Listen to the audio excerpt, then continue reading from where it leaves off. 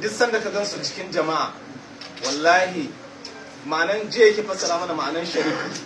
Me ma'anan sharif shine wanda yake ɗebe zunuban mutane shi kuma ya je wanke. Da ya zo ne yanzu duk wani mai zunubi an ɗauke shi, kuma manzo Allah ya musu alƙawari cewa duk wanda ya gansu ranar litinin shi ya gani, duk wanda ya gansu dan aljanna.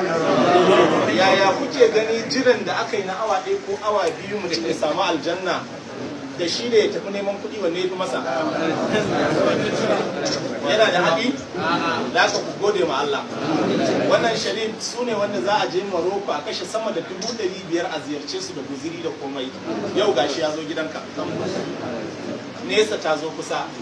Sunansa Sharif Mu'az bini Sharif Muhammad al-Bashir bin al-Khalifa Sharif Muhammad bin al-Khalifa Sharif Muhammad bin al-Khalifa Sharif Muhammad al-Bashir bin al-Khalifa Sharif Sayyidi Muhammad al-Habib dan Maulan Mushak Ahmad al-Tijani.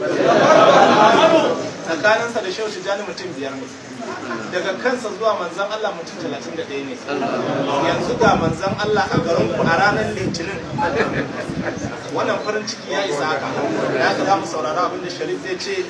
‘Yan uwa, hakika Allah ya azurta wannan gari da bakuntan Sharif.